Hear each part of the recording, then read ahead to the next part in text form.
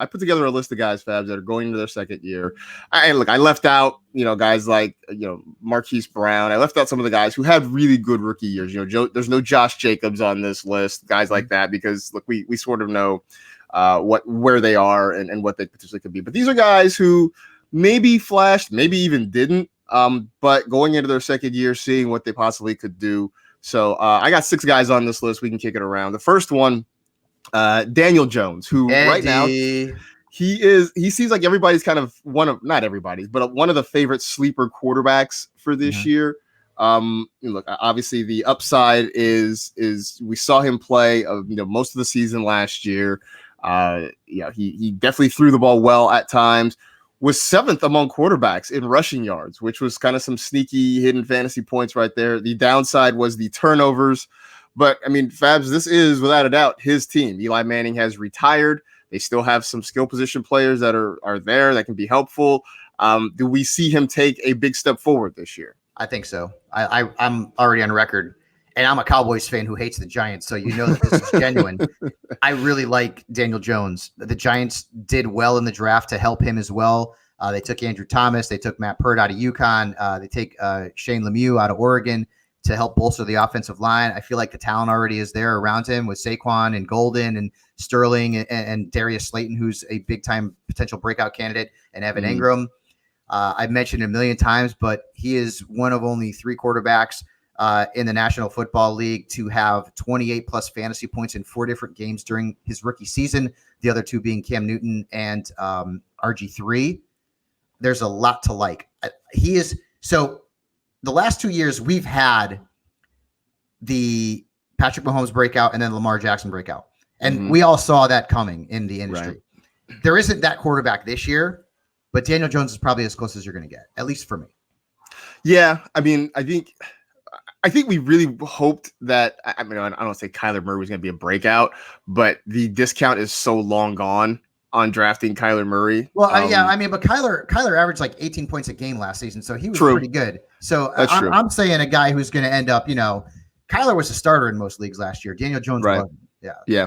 So, it's a thing. I did a dynasty startup draft, and I didn't get to draft him, but I did kind of swing a deal to add him to the roster. So I got him. But I'm going to try and draft him in as many places as I can this year because I'm excited about what his potential could be. You mentioned Darius Slayton. I don't have him on the list, but I think he's another guy that people are expecting big things from. He played really well. I mean, he was pressed into service because a lot of guys got hurt, and I think he played really well. So I think bigger things are coming for him. Yep.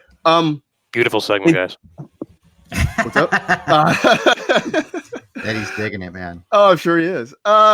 In Kansas City, there's Mecole Hardman, who just is part of that track team that they've put together at wide receiver there with the Chiefs roster. I mean, look, we know Tyreek Hill is going to get targets. We know Travis Kelce is going to get targets. But there is room, Fabs, in that offense for another guy to sort of break out. I think we don't expect it to be Sammy Watkins. We don't expect it to be like a Demarcus Robinson. Mecole Hardman seems like he is the guy who's in line to start getting a lot of those extra targets from Patrick Mahomes. Yeah. So I feel like there's still a ceiling on him, though. Like, I really love Hardman. And if he wasn't in an offense that had an absolute just ton of weapons, he would end up being a massive breakout candidate. And I think that he will take the next step in 2020 without question. And if you look at the percentages sort of last season when Tyreek Hill wasn't active because he had the suspension, missed some time, Hardman played like a 76% snap share at times in certain games. I believe that game against the Chargers, the one that was in Mexico City, I mean, Hardman played a big role there. He's shown that he can be a massive playmaker in the NFL. So with Sammy Watkins restructuring his contract, now he's going to stick around. We may have to wait another year for that big breakout from Mecole Hardman, but he is certainly somebody that I will be targeting, later in my drafts, just in case. Yeah. It's funny. I know that I always feel like saying guys are better in best ball leagues is kind of a cop out, but he's going to be really good in best ball leagues. No doubt. No doubt. Yeah, dude. Yeah. He's going to be really good in best ball leagues. Paris Campbell there in Indianapolis. He was before the draft, a guy that I kind of had on my radar as a potential, later round sleeper option there. T.Y. Hilton obviously is the lead, but they've got a quarterback now in Phillip Rivers who wants to push the ball downfield that works with Campbell's speed. Then the Colts went out and they drafted Michael Pittman. And there has been talk that Pittman is going to get a lot of work, that he could force his way into the starting lineup early. So Fabs, I'm not as excited about the Paris Campbell second-year breakout as I was maybe 3-4 weeks ago. So I would like to see where they're going to line these guys up. Is Campbell going to end up being the primary slot receiver for the Colts? Are they going to utilize Pittman more on the outside? And Pittman played a bunch in the slot at USC. So if Campbell gets more opportunities in the slot, that could potentially help his value. But you're right. At this point, in terms of Colts pass catchers, I mean, it's Hilton, it's Pittman, it's Doyle, not so much Trey Burton. But Campbell in a 10-team league is likely to be undrafted, and in a 12-team, 14-team league, likely to end up being sort of a late round, flyer pick at this point. But when you look at the Colts roster, I mean, what is he potentially going to be, third or fourth best at targets? Right. I mean, at best. So in a best case scenario. So, and plus he's coming off of an injury riddled season. We really haven't been able to see, what he could do at the next level. So a lot of question marks about him. And as you mentioned, with Pittman in the mix, Campbell goes down to that late round flyer status. Yeah. Like I said, a month ago, I was a lot more optimistic about him than I am right now. It's kind of goes to show how things change really quickly in this league. Just ask Jameis Winston how quickly things can change. Top 5 fantasy quarterback, and now he's a backup. He's a backup. TJ Hockenson, who had a great first game as a rookie against the Cardinals last year, got us all excited, and then pretty much vanished from view for most of the rest of the year, which, look, a rookie tight end, that's not really a big surprise. But year two, I mean, we already have kind of pegged his Iowa buddy Noah Fant as a guy who's going to step up and have a big share of targets in Denver this coming season. Will the same thing happen for TJ Hockenson in Detroit, especially with Matt Stafford back and healthy again? I mean, last year the quarterback play was rough there in Detroit, Fabs. Stafford hopefully brings some stability as long as he can stay healthy. Does that mean potentially good things for TJ Hockenson in year two? No doubt. Tight ends typically take time, man. Like we've learned that. For every Evan Ingram, there's 100 guys who are like Hockenson who come out and show some occasional flashes, but overall don't really do much in their first seasons in the league.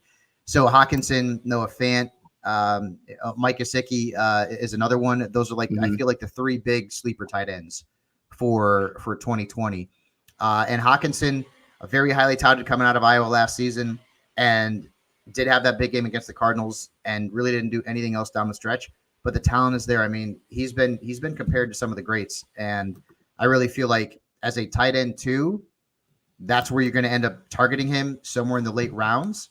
If your tight end 1 doesn't pan out, if you draft Jared Cook, for example, and things don't go well in New Orleans as they did last season, Hockenson is someone who could potentially end up being an even more valuable asset for fantasy owners in 2020, much like Gesicki, much like a Noah Fant. Yeah, it's funny because I remember in his draft profile and all the draft hype leading up to it, people were throwing out Gronk's name. Yeah, I know. That's a tall bar. That's a high bar to try and reach. That's a lot. Yeah. So I don't know that I would yet saddle him with that, because that's a lot to ask out of somebody. But I do look forward to seeing him take a step forward this year. Who do you like more? Do you like Fant more or Hockenson? I think I like Fant more, because I feel like Fant is sort of. He's built and I think sort of plays more in the mold of where the tight end position is going. I think he's more sort of that Evan Ingram, Jordan Reed when Jordan Reed is healthy, kind of guy. That he's more of a hybrid pass catching wide receiver tight end type. Hockenson, I think, is a good blocker as well. Those guys are becoming really, really rare in this league. So I think I like Fant slightly more. And also, let's keep in mind too that the tight end position is getting younger, sort of in the middle, right? Because you've got Goddard, you've got Fant, you've got Gesicki and Hockenson, you've got Jonnu Smith in Tennessee, Hayden Hurst in Atlanta.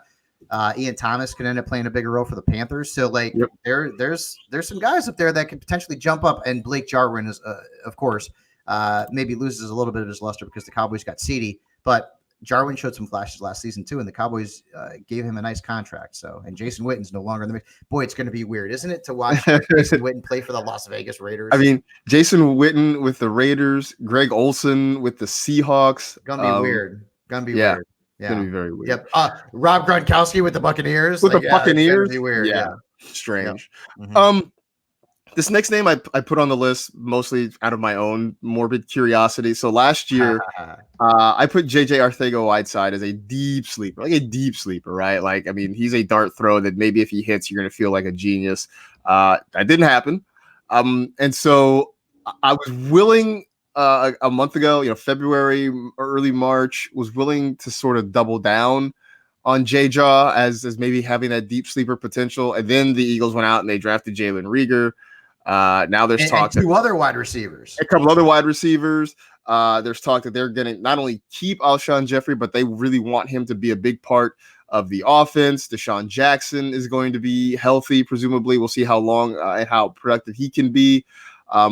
So I think my JJ Arcega-Whiteside dream has probably gone up in smoke at this point. Yeah, there's a lot of mouths to feed there. And then you've got, both of the tight ends there. So there was a report that came out. He did an interview with a Spanish football podcast, and he basically said that he was hurt all last season.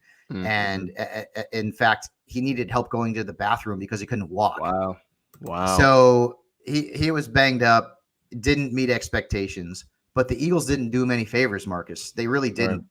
I don't see him being draftable in most redrafts in 2020 just because of what the Eagles did. And, people forget, as much as, Jalen Reagor is potentially a long-term star in this league, like they still have Alshon Jeffrey under contract. They still have Deshaun Jackson under contract. They're still going to run a lot of 12 with Zach Ertz and Dallas Goedert. Greg Ward looked decent last season when he got thrust into a more prominent role. The Eagles have a lot of wide receivers, man, and a lot of receivers. So to think that Arcega-Whiteside is going to emerge as, let's be honest, Ertz, Goddard, Jefferson, Jeffries, Jackson, and then maybe Reagor. That's 5 guys ahead of you from a target share perspective before you even get to Arcega-Whiteside, and who knows if he's even the next guy in line. So. Well, and then let's throw in the fact that Miles Sanders is going to catch passes. Exactly. So I think that dream might be done. I knew it was sort of a long shot to begin with, and that shot got even longer. So I think part of it is me just sort of being bitter watching him catch jump balls over USC defensive backs for a number of years when he was at Stanford. It's not going to happen, I don't think, in the NFL. Last name I have on this list, Deante Johnson. We talked about the Steelers quarterback situation last year was a mess once Ben Roethlisberger went down. We thought maybe James Washington, and he had one or two decent games. Deante Johnson played well in stretches. And the other part of this, Fabs, is there's a story floating around that the Steelers may not re-sign Juju Smith-Schuster at the end of his rookie deal. That, look, this is obviously is rumor and innuendo season, so that's one of the ones floating around there that, obviously last year was not a great year for Juju by any stretch of the imagination, that the Steelers may try to move on from him, and especially if he has a really good year and bounce back year, then suddenly the price tag goes up. So maybe this opens the door for Deante Johnson to step in and really make some plays and be a playmaker in that offense this year. I do feel like the Steelers' moves in the offseason and in the draft didn't do him any favors, though. They drafted Chase Claypool and they added Eric Ebron. So another team with a lot of weapons, Juju Smith-Schuster, as you mentioned, James Washington also. And, they've got some backs who can potentially catch the ball out of the backfield, like McFarland, who they drafted out of Maryland, who's more of a change of pace kind of back. I like Johnson's talent, I like his skill set, and he showed some flashes last season. And there were times he was the best Steelers wide receiver, and he was catching passes from a dude named Duck. So if you get Ben Roethlisberger back under center, that's going to do nothing but improve his outlook. With that being said, I'd still probably not target him until the later rounds in most redrafts. Yeah, no, I think that's fair. I don't expect him coming off the board early or even in the mid rounds. I think he's sort of the end of the draft. Let's see if we can make something happen sort of guy. And you have to bake in with any Steelers receiver, you have to bake in the threat that Ben Roethlisberger does not play 16 games, because we saw what happened to that offense last season when Roethlisberger was out. And if Roethlisberger suffers any kind of injury, even if he misses a few games, that is going to hurt the overall value of that receiving core, including Deante Johnson. Yeah, no doubt. I mean, which is sort of why I think a lot of people, myself included, were thinking, hoping, maybe praying that the Steelers would make a run at Jameis Winston. Just in the event that something happened to Ben Roethlisberger. Would have loved it. Would have been great. Obviously, that is not the case. So right now, it's still some combination of Mason Rudolph and Devlin Hodges at quarterback there in Pittsburgh. So yeah, I don't know. Those are the guys I had on my list. Was there anybody that you really are expecting a second-year guy to have a big breakout that we're not already sort of predicting at this point? Yeah, no, I mean, you covered most of them. You covered most of the guys that, like Fant is somebody that wasn't on the list, but Fant is a guy who a lot of people out there are really expecting big things from. Now, the Broncos did add a whole bunch of playmakers in that draft. I mean, Alberto and Judy and Hamler. So maybe that causes him to lose a little bit of his luster. But this is still a player that I feel like is a borderline number one tight end from a fantasy perspective. Deebo Samuel, who I can't even tell you how much I love this guy, and I'm going to be talking about him a lot, and I've already talked about him a lot. He's probably, if he's not my favorite breakout candidate among wide receivers who are going into their second season, he's right up there. I'm a big fan of Deebo. Terry McLaurin as well, considering that Dwayne Haskins and McLaurin do have a long rapport going back to their time together at Ohio State.